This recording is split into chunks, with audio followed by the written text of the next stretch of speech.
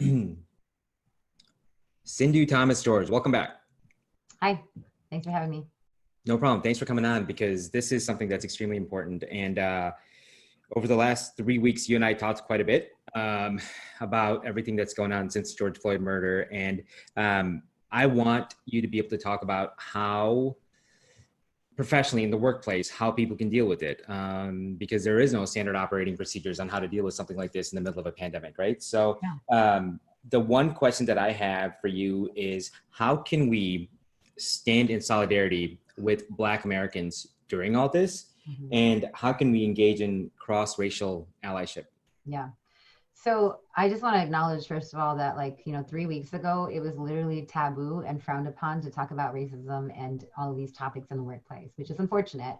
And this conversation is long overdue in the workplace. And second, there's no way I can talk about all of that in 5 minutes. But I am going to focus the conversation on what we can do to uplift and show up for our Black employees and our Black colleagues. And I do have a resource guide that you can link in a 10-minute video that talks about 10 ways you can help fight anti-Blackness. But I want to start with, in the workplace, I think it's really important to check in with your Black employees, right?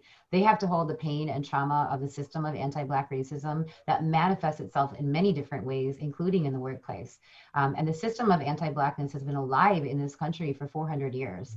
And the uprising that's happening right now is really personal for them. And so it's hard on everybody, but it's the hardest on Black Americans. And not thinking or talking about racism is a privilege that Black and brown employees don't have. So just because you don't personally experience it or deal with it doesn't mean it's not important to address in your workplace. So, check in with your Black employees and address racism because it happens, and even in your workplaces, it happens. Also, don't expect that your Black employees are going to lead discussions about anti-Black racism or lead the inclusion initiatives or lead discussions about what's happening in our society right now, unless they want to do it. Because I work in this space, I've heard so many times, clients say, oh, well, we have this awesome Black person, a Black employee, and she was willing to discuss this, or we asked her to discuss things. And I just cringe because I'm like, I hope that that person wanted to, right? Because that can also create further harm and further trauma that already exists. And, diversity and inclusion and developing anti-racism should really be the responsibility across the organization, not just on your employees of color. So it's really important to remember. And another thing is that if you care about Black lives and you're sincere in your commitment as an organization to join the fight against anti-Black racism, then communicate it and communicate it publicly. So many people have reached out to me recently saying, should I put a statement out? I'm only a 6-person company, or we're only 10 people, and I don't want to seem like I'm just riding on the bandwagon. But it's really important that if you're not doing it to ride the wave or self-promotional reasons, but you really do truly care about dismantling racism, by all means, put out a statement and make sure that you walk your talk, right? So if you're putting out a statement, say that what you care and what you're going to do about this problem, and then do it, right? Don't just put out a statement and not follow up with it. And I think it's so important to use your platform and to use your voice to publicly condemn anti-Black racism. So as Desmond Tutu famously said, if you're neutral or silent in times of injustice, then you have chosen the side of the oppressor. And I really, truly believe that. It's so important to voice your support for Black lives if you believe that Black lives matter. And then examine your own anti-Black biases and work on developing your own anti-racism as an organization, right? This has to be a collective effort, and bring in an expert who has experience talking about race privilege, and the system of racism. And unlearning our racial biases and prejudices is really challenging and uncomfortable work, but it's so necessary to create an inclusive workplace for our Black, Indigenous, and employees of color. And, if you're going to be doing anti-racism work, please don't expect that you're going to get that service for free. You need to pay for anti-racism training, just like you would pay for public speaking training or leadership training. And it's really disrespectful and degrading to ask for anti-racism training without having a budget or saying you don't have the budget. Because if it's an organizational priority, then you have to put your money where your mouth is and find a budget. And I'm extra passionate about that point because, I have been in communication with a lot of other diversity and inclusion practitioners of color that have been approached to do this work for free, including myself. And it's just, if you would pay a leadership development trainer to do the work, you should also pay an anti-racist trainer, because it's years of competence, experience, and knowledge that they have gained in order to do this work and do it effectively.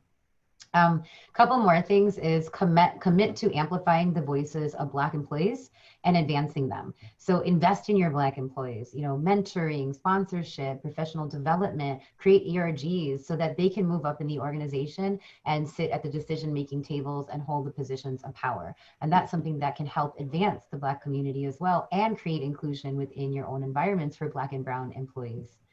And then get involved with or donate to organizations that are committed to changing the anti-Black policies and laws that exist, because the whole point of activism is policy change, right? And so protesting and rioting and all of these things are important to change the system, but nothing changes it more than policies. And so donate, sponsor, volunteer for organizations, and a few of them I have on my resource guide, but Color of Change is one, Black Futures Lab is another one just off the top of my head. You can also make an impact locally. Partner with your local YWCA or Big Brothers Big Sisters or other organizations that are working to advance the opportunity of Black youth in your communities. So those are all some things that organizations can do. And I think, I want to end by saying that we all have a voice. We all have a platform, and we all have the ability to work to disrupt anti-Black racism. And if we care about diversity and inclusion, then we have to work towards racial equalities, not only in our families or in the larger society, but also in our workplaces, because that's where we spend so much of our time. And so those are some of the things that I would suggest that businesses could consider to stand in solidarity with Black Americans and engage in cross-racial allyship as it relates to the workplace. No, that makes a lot of sense. And I 100% agree with you on that. It's just like, I think right now, at least people that I've been talking to, they just don't know exactly what to do. So those things that you just mentioned are really good key points.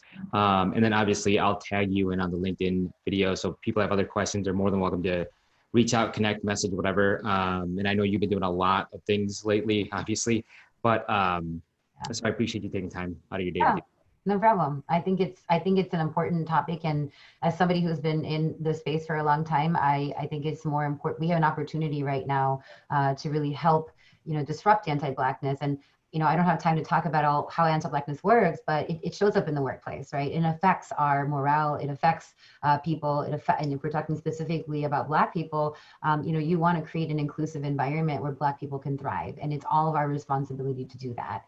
And because we're on this national conversation of disrupting anti-Blackness, it's an important conversation to have. How can you disrupt it in your workplace? And I've been working with a lot of organizations that are wanting to have this conversation, and I think it's great.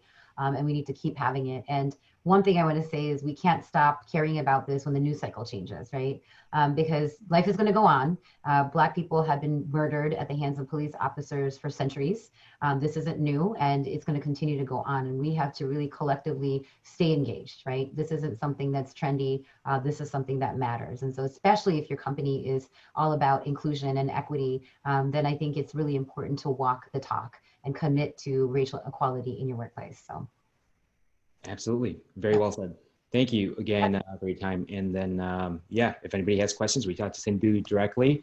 But there will be more things that I'm doing regarding this topic and what people can do in order to create improvements within their organization. So, thank you, Cindu. Thanks for having me. Take care.